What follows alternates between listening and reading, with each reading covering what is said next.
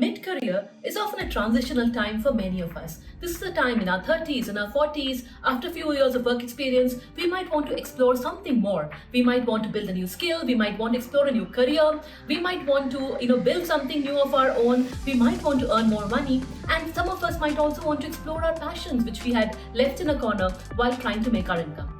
At the same time, it's not always possible to make a drastic shift. There are practical considerations which we have to take care of. So what's the answer? Welcome to ET Careers GenNext, where we decode careers of today and tomorrow. And today, we're going to talk about the answer to some of these mid-career questions which all of us have.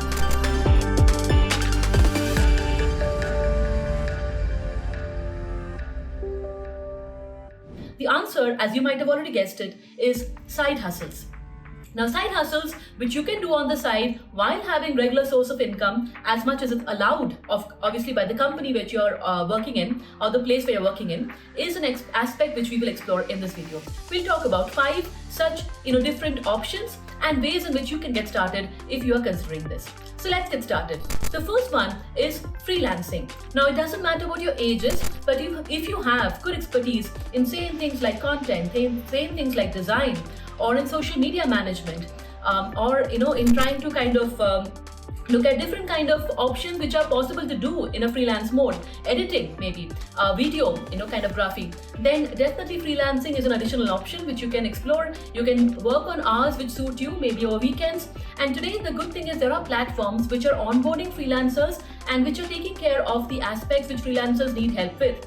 Now, these could be Freelancing It, Fiverr, new tools which are coming up which can help you manage your entire CRM and entire life cycle of managing CRM for your freelance projects. Along with that, if you want to upskill yourself, there are definitely courses in places like Coursera and Udemy which can help you get started and get a step ahead when you are starting your freelancing gigs. Now, the second one is an interesting one again. Of course, some of you might have very specialized skills in your area of expertise that you have built in the first 10-12 years of your career. Well, if you have that, then teaching is another area which a lot of people are exploring. And teaching, of course, makes you impart the knowledge to others, and you learn more and you actually understand more about the subject yourself.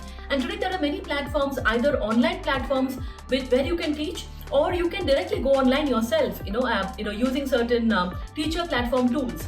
And that helps you directly connect with students, build your audience, and also be able to make additional money. So teaching is an option which some people are considering.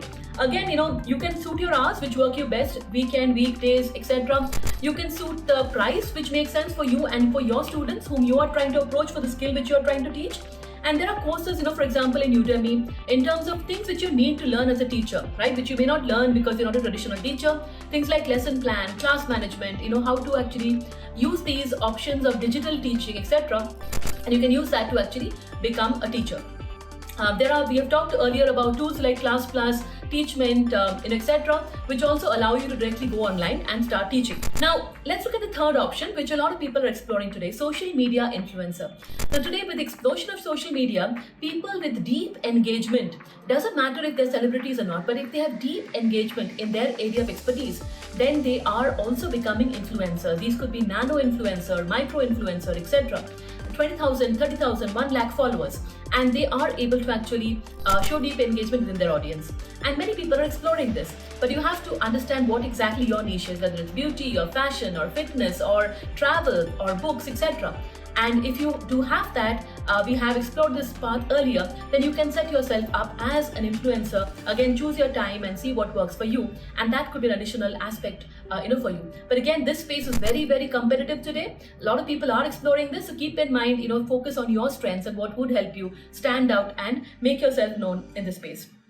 The courses from Coursera, Udemy, and Skillshare are some things you can look at as you're building your niche in this area.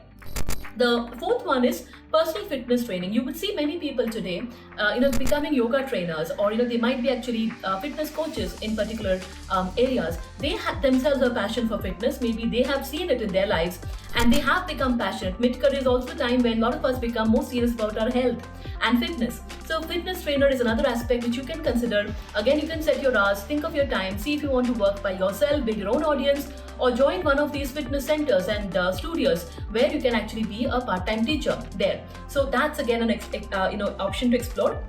Some of the training options which you can explore here are K11, Fit India Trust, National Academy of Sports Medicine, of course Udemy and Coursera courses, Fitness Cravers Academy. So you can explore some of those as you're getting started as a potential fitness trainer.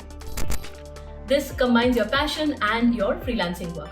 Last one, again combining passion, is a very interesting one. You would see today in a lot of cities, more and more people are having dogs, right? And they're dog lovers and they have pets, but they may not have a lot of time to actually walk the dogs or take care of the dogs at times. So dog walking and dog boarding is again a very interesting concept that is coming up. Dog walking means you actually take the dog for a walk, maybe 2 times a day, etc. And dog boarding also means take care of them overnight if the owners are traveling, etc. Of course, this requires specialized skills. This requires you to have that space if you are becoming a dog boarder. But if you are interested and if you have a passion, if you love dogs, this again could be something additional to look at. Courses for this seems surprising, but interestingly there are places where you can actually get trained. Canine companions, of course, is an area, and online courses you can look at Udemy, edX, and Skillshare. Well, those are some practical options of looking at either your passion or your skill and organizing some kind of additional side hustle to help you in your income, to help you get your passion while you're continuing your regular income. Thank you so much. We'll come back soon with the next one, which we feel is an important decoding for ET careers. Thank you so much.